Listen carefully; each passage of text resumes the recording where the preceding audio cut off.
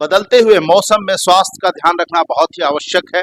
आज बेहतरीन स्वास्थ्य की जानकारी देने के लिए हमारे बीच में शहर के बहुत ही प्रतिष्ठित फिजिशियन डॉक्टर आर के सिन्हा जी मौजूद है। सबसे पहले तो हम आपका डिवाइन इंडिया टाइम्स में बहुत स्वागत करते हैं। धन्यवाद। डॉक्टर साहब, सवालात आपसे होंगे। भारत कृषि प्रधान देश है। 70% लोग भारत के लोग गांव में रहते हैं। गांव में एक आम चीजें देखने को मिलती हैं, यहाँ स्नेक बाइटिंग की केसेस बहुत ज्यादा आते हैं। गांव में किसान खेत पर कभी खेत पटाने जाते हैं, कभी अ, अपने खेत पर कुछ काम धाम करने जाते हैं। औरतें घर से बाहर यूजुअली जाया करती हैं। तो उन दिनों आज भी स्नेक बाइटिंग बाइटिंग के केसेस बहुत सारे आते हैं, जिसका बहुत प्रॉपर इलाज नहीं हो पाने के चलते अधिकतर लोगों की मृत्यु हो जाती है। क्या कहेंगे सर आप? मुझे इसमें ये कहना है कि जितने भी हमारे भारतवर्ष में जो सांप मिलते हैं उसमें 90% सांप जो हैं विषधर नहीं होते, मगर चूंकि सांप काटा हुआ एक मनोवैज्ञानिक दबाव पड़ जाता है, इसकी वजह से बहुत लोग की तबीयत खराब हो जाती है। और एक्चुअली सांप काटने का इलाज हमारे अस्पतालों में बहुत समुचित रूप से, मगर कुछ अंधविश्वास होने की वजह से लोग इधर उधर झाड़ फूक के किए जाते हैं। सांप काटे तो उसे तुरंत अस्पताल में भर्ती करना चाहिए, और अगर सांप जहरीला नहीं है तो कुछ नहीं होगा, अगर जहरीला है तो उसका इलाज हो जाएगा। इस पे लोग थोड़ा अवेयरनेस की जरूरत है, जागरूकता की जरूरत है। सांप काटने के बाद कितनी देर में हॉस्पिटल पहुंचना होता है रोगी को? देखिए, ये डिपेंड करता है। अगर सांप जहरीला नहीं है तब तो देर से भी पहुंचेगा तो कोई बहुत बड़ी बात तो नहीं है, मगर अगर सांप जहरीला है तो उसका मूवमेंट बिल्कुल न करें, उसको चलना फिरना बंद करें। या जहाँ काटा है और जहाँ पे पैर में या हाथ में या पीठ में कहीं पर भी काटा हो, उस जगह के ऊपर किसी कपड़े से या रुमाल से बांध दिया करें और उससे थोड़ी थोड़ी देर पे खोला करें। डॉक्टर साहब, जैसे कि आपने बताया कि 90% सांप जहरीले नहीं होते हैं, but I am talking about Ghazipur sphere. As far as Ghazipur is concerned, usually we see कि यहाँ जो सांप पाए जाते हैं जनरली दे आर गेहून सांप होते हैं, कोबरा सांप होते हैं, करैत सांप होते हैं। इस तरह के सांपों की संख्या बहुतायत होती है। जो आप बता रहे हैं विषधर सांप नहीं होते हैं, उनकी भी संख्या उस तरह की है, बट ज्यादा केसेज उसी के आते हैं जो विषधर सांप हैं। तो ऐसी स्थिति में क्या बचाव करना चाहिए? बचाव तो ऐसा है कि जनरली जो विषधर सांप, जैसे आपने कहा कि कोबरा कोबरा तो नहीं होता है, गेहूमन सांप होता है।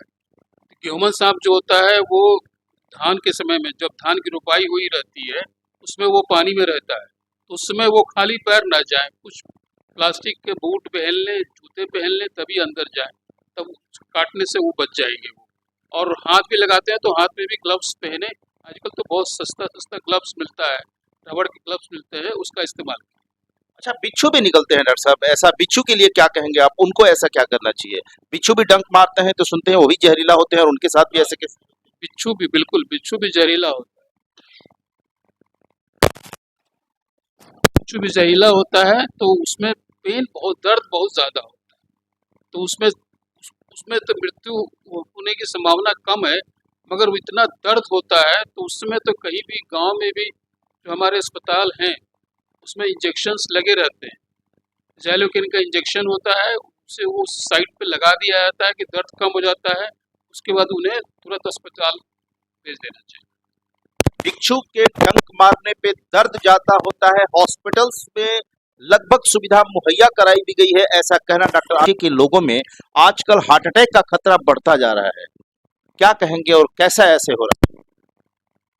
देखिए, 50 साल से कम, हम तो कहेंगे कि 30 साल के आसपास लोगों को ज़्यादा हार्ट अटैक्स हो रहा है।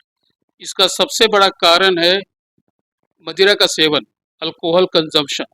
अल्कोहल कंजम्पशन होने की वजह से ये चीज़ें ज़्यादा पाई जा रही हैं। और हार्ट अटैक का प्रमुख कारण ब्लड में कोलेस्ट्रॉल, ट्राइग्लिसराइड, एलडीएल होने का कारण है। हमारे खान पान में घी का, तेल का, और जो मांसाहारी है वो मांसाहारी खाना ज़्यादा खाते हैं, तो उन लोगों, और एक्सरसाइज बिल्कुल नहीं करते हैं, ऐसे लोगों को हार्ट अटैक होने का चांसेस बहुत ज़्यादा है। युवा मदिरा पान सेवन में, व्यसन में, तरह तरह के व्यसन में लिप्त हैं, जिसकी वजह से इस तरह की बीमारियां हो रही हैं। एक्सरसाइज का अभाव है। योगा हमारे देश का अहम पहचान है, जिसको युवा बिल्कुल नकारते नजर आ रहे हैं। केसेस होते हैं, क्रिटिकल केसेस को जनरली बहुत सारे वेल क्वालिफाइड डॉक्टर्स भी बचते हैं, अवॉइड करते हैं उस तरह के केसेस को लेने के लिए, और उन्हें बाहर के लिए रिकमेंड कर दिया जाता है। ऐसा क्यों? देखिए, छोटे छोटे शहरों में उतनी व्यवस्था नहीं होती अस्पतालों में, और पब्लिक बड़े एग्रेसिव होते हैं, बड़े अगर उन्हें कुछ हो जाता है तो फिर वो सारा दोष डॉक्टरों पे डालते हैं। मगर अस्पताल जाने पे उनको तुरंत नहीं भेजा जाता है, उनका प्राथमिक उपचार और जितना संभव हो सके उपचार किया जाता है। जब जब ये देखा जाता है कि आईसीयू नहीं है, वेंटिलेटर नहीं है, तो फिर वो उनको रेफर किया जाता है। मगर जहाँ भी आईसीयू है, वेंटिलेटर है, उनको भर्ती किया जाता है। आपका संबंध गाजीपुर से बहुत रहा है, मतलब कि गाजीपुर के लोग बड़े एग्रेसिव होते हैं, और चूंकि ग्रामीण तरह से होते हैं इसलिए। नहीं, गाजीपुर के लोग एग्रेसिव नहीं होते। एक एक सामान्य प्रक्रिया है।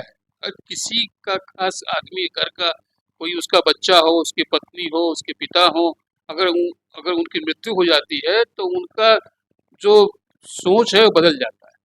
और बदलने के बाद, पहले ऐसी स्थिति नहीं थी। आज से 20 साल या 25 साल या 30 साल पहले की बात करें तो ऐसी स्थिति नहीं पाई जाती थी। मगर कोई भी डॉक्टर, दुनिया का कोई भी डॉक्टर हो, वो कभी अपने मरीज को मरने नहीं देना चाहता है।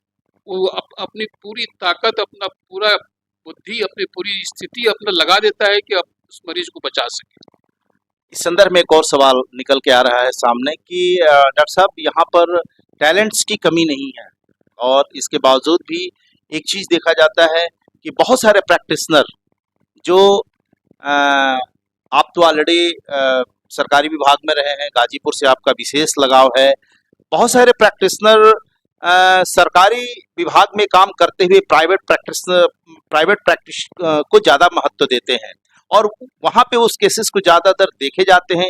या आजकल हॉस्पिटल का एक ट्रेंड्स बना हुआ है कि जो डॉक्टर्स 2 साल से ऊपर प्रैक्टिस कर लिया हॉस्पिटल में, थोड़ा नेम एंड फेम हो गया, तो तुरंत अपना प्राइवेट प्रैक्टिस करना स्टार्ट कर देता है। तो इस तरह का डिस्क्रिमिनेशन होता है कि नहीं? बिल्कुल होता है। इसलिए कि जब हमारे सरकार की नीति है कि अगर आप सरकारी डॉक्टर हैं, सरकारी हॉस्पिटल में हैं, तो आप निजी चिकित्सा नहीं दे सकते। ठीक है, पैसे लेकर नहीं दे सकते। देखिए, इसमें बड़ी एक अच्छी बात सामने आई थी कि जब मैं यहाँ था, पोस्टेड था, तो मेरे पास भी पेशेंट आते थे। तो उस समय हमारे जो जिलाधिकारी महोदय हैं, मगर कहते थे कि साहब, हाँ, डॉक्टर आर के सिन्हा पेशेंट देखते हैं, पर किसी से फीस नहीं लेते। तो भाई, हमारा काम है, पेशेंट आएगा तो हम देखेंगे ही। फीस लेना पाप है, रिश्वत की देखना पाप नहीं। आप पेशेंट का दोहन ना करें। निश्चित रूप से doctors is so called second God, and इस तरीके से डॉक्टर आर के सिन्हा ने आज गाजीपुर जनपद के बहुत सारे लोगों के लिए सेकंड गार्ड के रूप में प्रतिष्ठित है। आपका डिवाइन इंडिया टाइम्स में बातचीत करने के लिए बहुत बहुत आपका भी बहुत बहुत धन्यवाद।